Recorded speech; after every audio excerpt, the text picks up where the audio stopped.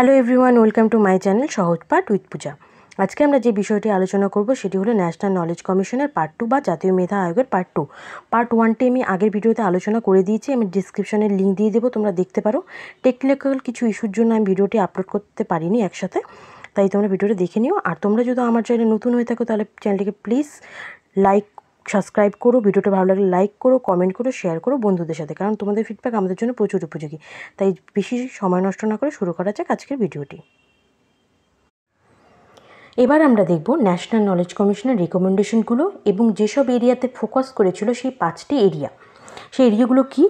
Access of knowledge, concept of knowledge, creation of knowledge, application of knowledge এবং service of knowledge. এই বিষয়গুলি আমরা এখন আলোচনা করব। অ্যাক্সেস অফ নলেজে যেসব কথা বলেছে, মানে যেসব থেকে আমরা জ্ঞানটাকে নিতে পারি, জ্ঞানকে গ্রহণ করতে পারি, সেই সব জিনিসগুলো হলো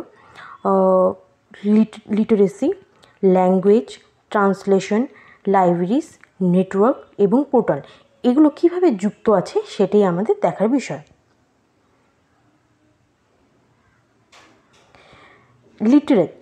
লিটারেচির মাধ্যমে আমরা কীভাবে আমরা লিটারেচারকে গ্রহণ করতে পারবো? রাইট টু এডুকেশন, যেন সবাই এডুকেশন নিতে পারে, মানে সবার জন্য যেন শিক্ষাটা হতে পারে। এছাড়া বলা হয়েছে revolution of the national literacy mission, মানে এই ন্যাশনাল সাক্ষরতা মিশনটাকে যেন আরও বেশিভাবে মূল্যায়ন করা হয়। এছাড়া ICT and computer enable learning, এবং আইসিটিমূলক শিক্ষা বা কম্পিউটারমূলক শিক্ষার ব্যবস্থা করতে হবে। এছাড়া innovation concept equivalence with formal এবং নন ফর্মাল এডুকেশন, এই ইনোভেশন কনসেপ্টটিকে, মানে কোনো উৎপাদনশীল কনসেপ্টটিকে যেন সমানভাবে ফর্মাল নন ফর্মাল দুটোর মধ্যেই থাকে। এবার আমরা দেখব ল্যাঙ্গুয়েজে কি বলা হয়েছে? English language is one of the most important factor of access the higher education, job opportunity and social accessibility, মানে এই ইংরেজি ভাষাটা এমন একটি গুরুত্বপূর্ণ বিষয় যা আমাদের হায়ার এডুকেশন বা উচ্চশিক্ষা এবং চাকরি ক্ষেত্রে এবং সোশ্যাল অ্যাক্সেসিবিলিটি, মানে সামাজিক কোনো ক্ষেত্রে অন্তর্ভুক্ত করতে সাহায্য করে থাকে। এছাড়া the teaching of education as a language should be introduced, মানে এই ইংরেজি ভাষাটাকে একটি ভাষা হিসেবে প্রচলন করতে হবে। এবং along with the first language other mother tongue or the resident language of the child starting for class 1, এবং মাদার টাঙ্গের সাথে বা মাতৃভাষা বা আঞ্চলিক ভাষার সাথে সাথে এই ইংরেজি ভাষাটাকে স্টুডেন্টের ক্লাস 1 থেকেই স্টার্ট করে দিতে হবে, যেন স্টুডেন্টরা ক্লাস 1 থেকেই মাতৃভাষার পাশাপাশি ইংরেজি ভাষাটাকে শিখতে পারে। এবং এরপরে কি বলা হয়েছে? ট্রান্সলেশনের কথা বা অনুবাদের কথা। এখানে বলা হয়েছে promotion of printed as well as virtual publication, এখানে প্রিন্টেড জিনিসটাকে প্রমোটেড করতে হবে বা প্রচলন করতে হবে, তার সাথে ভার্চুয়াল পাবলিকেশন বলতে কী বোঝা হয়? আমরা যে ইন্টারনেটের দুনিয়া বা ওয়েবে যেসব পাবলিকেশন পেয়ে থাকি, যেমন রিসার্চ, জার্নাল, বিভিন্ন বুক সম্পর্কে, সেগুলোকে ভার্চুয়াল পাবলিকেশনের কথা বলা হয়েছে, সেগুলি ভার্চুয়াল পাবলিকেশন। এবং বলা হয়েছে translation, pedagogical material and providing quality training for translation, মানে এখানে পেডাগোগিক্যাল মেটেরিয়ালগুলোকে ট্রান্সলেশন বা অনুবাদ করতে হবে।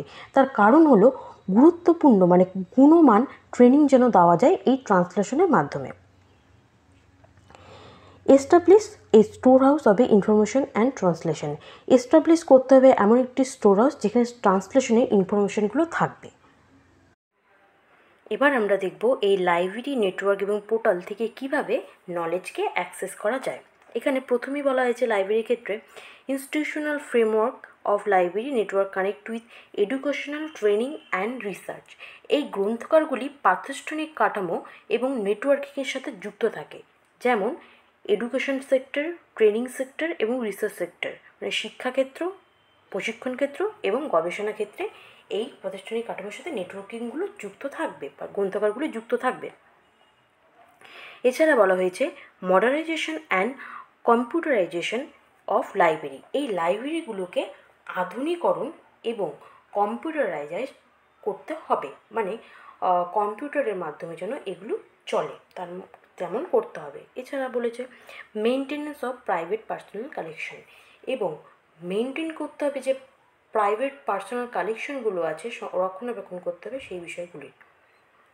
এছাড়া নেটওয়ার্কের ক্ষেত্রে আমরা দেখতে পাচ্ছি যে national knowledge commission establish an efficient and cost effective network design to interconnected all university, research, development institution, health service facility, agriculture, research and extension institution and libraries in the country with an access speed of a less 100 Mbps। মানে এখানে বলা হয়েছে যে এই national knowledge কমিশনগুলি এমন একটি কার্যকর বা কস্ট এফেক্টিভ মানে কমের মধ্যে যেন ভালো গুণমান নেটওয়ার্ক ডিজাইন করতে পারে, যা ইন্টারকানেক্টেড করা হয়ে থাকবে আমাদের অল ইউনিভার্সিটির সাথে, রিসার্চ গবেষণা ক্ষেত্রে, ইনস্টিটিউশনাল ডেভেলপমেন্টের ক্ষেত্রে, হেলথ সার্ভিস ফেসিলিটির ক্ষেত্রে মানে স্বাস্থ্য ক্ষেত্রে, এবং এগ্রিকালচার রিসার্চ মানে কৃষি গবেষণার ক্ষেত্রে ও গ্রন্থাগারগুলি বা এক্সটেনশনাল মানে ওয়ার্কশপ এইসব ক্ষেত্রে এই নেটওয়ার্ক ডিজাইনটাকে ইন্টারকানেক্টেড করা হবে কস্ট ইফেক্টিভভাবে মানে কম খরচে in the country with an access speed of at least 100 Mbps এর মাধ্যমে। এছাড়া আমরা আরও দেখতে পাচ্ছি পোর্টালের ক্ষেত্রে কি বলা হয়েছে এই ন্যাশনাল কমিশনে।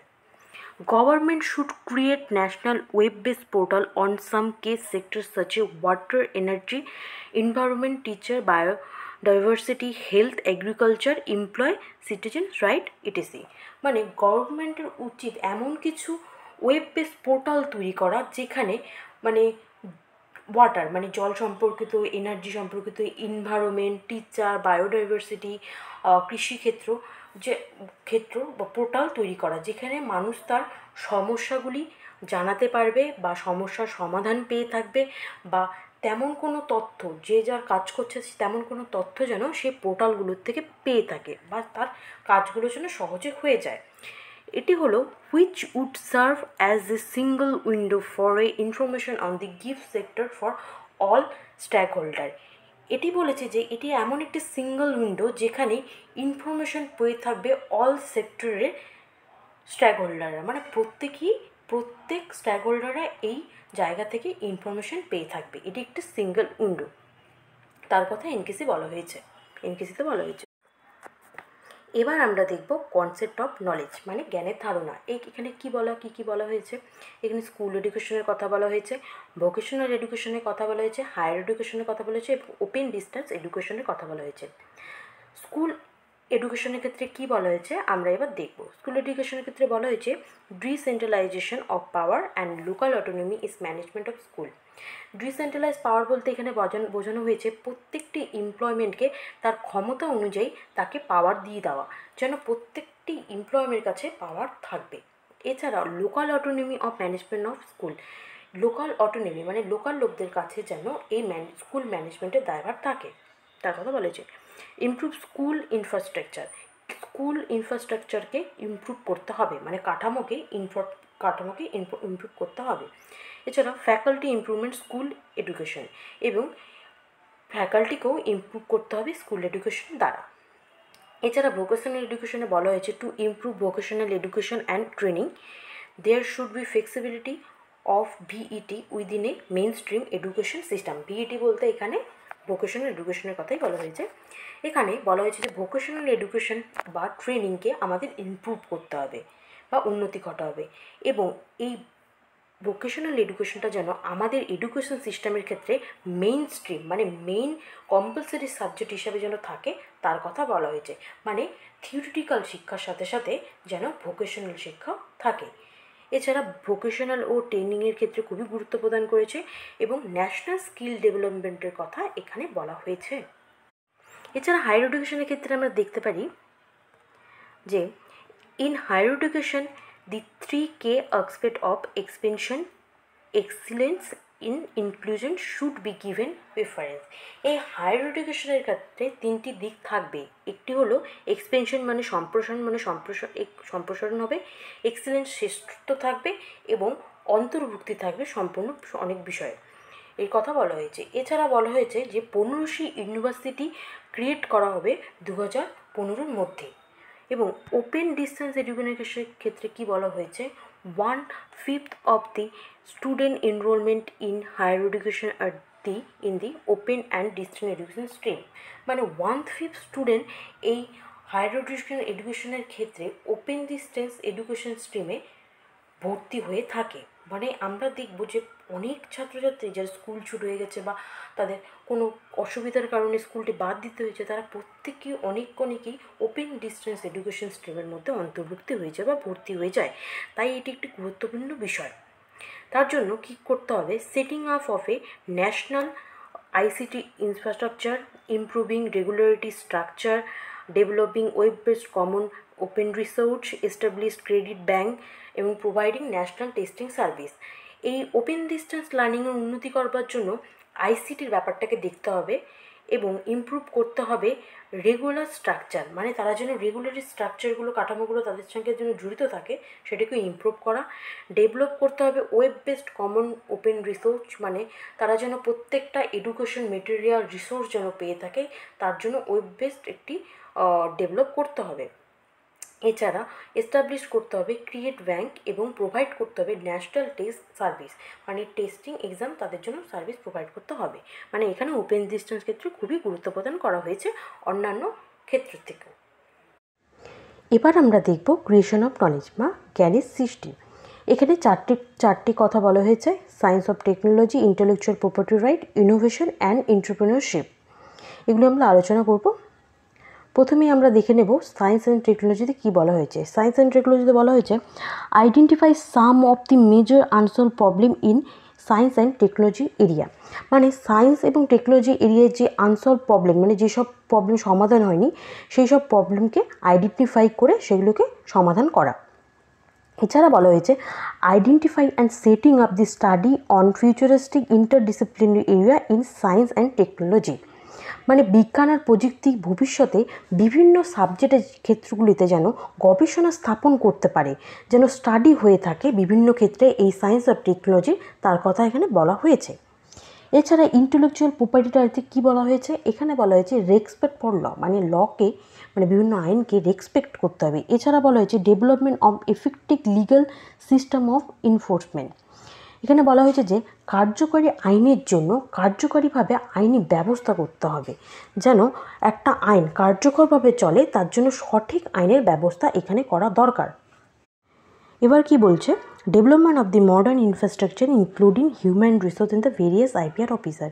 মানে বিভিন্ন IPR অফিসারগুলির মধ্যে মানব সম্পদ সহ আধুনিক কাঠামোর বিকাশ ঘটাতে হবে, মানে মডার্ন ইনফ্রাস্ট্রাকচার বিকাশ ঘটাতে হবে বিভিন্ন IPR অফিসগুলির মধ্যে।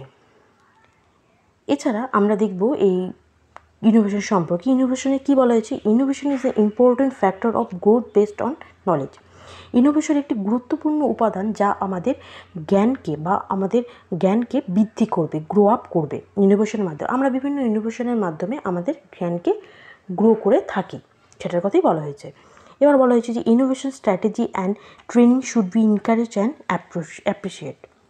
এই ইনোভেশন স্ট্র্যাটেজি এবং প্রশিক্ষণগুলির জন্য আমাদের সবসময় উৎসাহ ও প্রশংসা করা উচিত, যেন বিভিন্ন ছাত্রছাত্রীরা আরও বেশিভাবে ইনোভেশনের কাজে যুক্ত হতে পারে।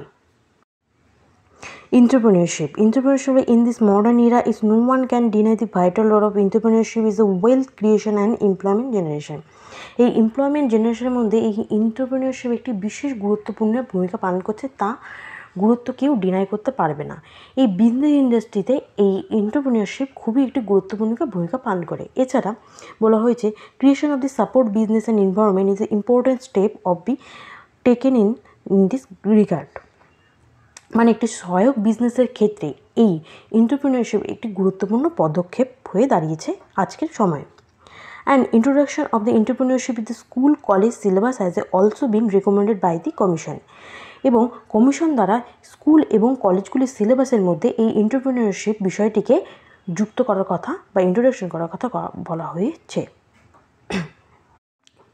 এবার আমরা দেখব অ্যাপ্লিকেশন অফ নলেজ। অ্যাপ্লিকেশন নলেজে বলা হয়েছে ট্রেডিশনাল নলেজের কথা এবং অ্যাগ্রিকালচারের কথা। ট্রেডিশনাল নলেজের কথা কি বলা হয়েছে, the principal and basis premises the should government the documentation and use of our traditional knowledge. আমাদের যে ট্রেডিশনাল নলেজগুলি আছে সেগুলিকে সরকারের উচিত ডকুমেন্টেশন করে রাখা এবং তার উপযুক্ত ব্যবহার করা, যেমন ক্রিয়েটিভ আমাদের সৃজনশীলমূলক কাজগুলি, আমাদের সংস্কৃতি মানে কালচার, ওল্ড মেডিকেল মানে আয়ুর্বেদিক মেডিকেল এবং লেজেন্ডারি ইন্ডাস্ট্রি মানে উত্তরাধিকার যে শিল্পগুলি আছে সেই জিনিসগুলি যেন আমাদের বর্তমানকালে বিষয়গুলির মধ্যে ব্যবহার করা যায় তার কথা এখানে বলা হয়েছে, যেটি সরকারের উচিত। এছাড়া অ্যাগ্রিকালচারের ক্ষেত্রে কী বলা হয়েছে, কৃষি ব্যবস্থার ক্ষেত্রে কী বলা হয়েছে, national knowledge commission to promoted the application of knowledge in agriculture and enhance from income and productivity on a sustainable basis. মানে এখানে এনকেসি মানে ন্যাশনাল নলেজ কমিশন বলেছে জ্ঞানকে প্রয়োগ করে যেন কৃষি ব্যবস্থার ক্ষেত্রে কাজে লাগিয়ে তার ইনকাম এবং প্রোডাক্টিভিটিকে যেন বৃদ্ধি করা যায়। এবার সর্বশেষে আমরা পড়ব service of knowledge. Service of নলেজে কী বলা হয়েছে, এখানে ই গভর্নেন্সের কথা বলেছে, মানে ইলেকট্রনিক গভর্নেন্স। এখানে to improve e governance should be establish in all the field of officer sector. উন্নয়নের জন্য সরকারি সর্বক্ষেত্রকে আমাদের ই গভর্নেন্সে প্রতিষ্ঠা করতে হবে। যেমন আমরা ID card, ration card, licence, password এগুলিকে ডিজিটালাইজ করা, যেন সর্বক্ষেত্রে আমরা সুবিধা হিসেবে কাজ করতে পারি তার কথাই বলা হয়েছে এখানে। এছাড়া আমরা এখন গুরুত্বপূর্ণ একটি বিষয় পড়ব, contribution in case on teacher education. Teacher এডুকেশনের ক্ষেত্রে এই ন্যাশনাল নলেজ কমিশন কীভাবে গুরুত্বপূর্ণ ভূমিকা পালন করেছে। The national knowledge commission had organise workshop and meeting to set up teacher portal. মানে এই ন্যাশনাল নলেজ কমিশন টিচারদের জন্য একটি ওয়ার্কশপ ও মিটিংয়ের সেট আপ করেছিল, যেখানে টিচাররা তাদের অসুবিধা সুবিধা সব কিছু শেয়ার করতে পারবে। এবং এই পোর্টালটার খোলার উদ্দেশ্য কি, which aims to become form and regular interaction sharing best practice. এই পোর্টালটার মধ্যে গিয়ে সমস্ত টিচাররা তারা রেগুলার ইন্টারাকশন করবে একে অপরের সাথে এবং বেস্ট যে প্র্যাকটিসগুলো আছে সেগুলো একে অপরের সাথে শেয়ার করে থাকবে। এরপরে বলা হয়েছে creating a body knowledge can motivate teacher to access.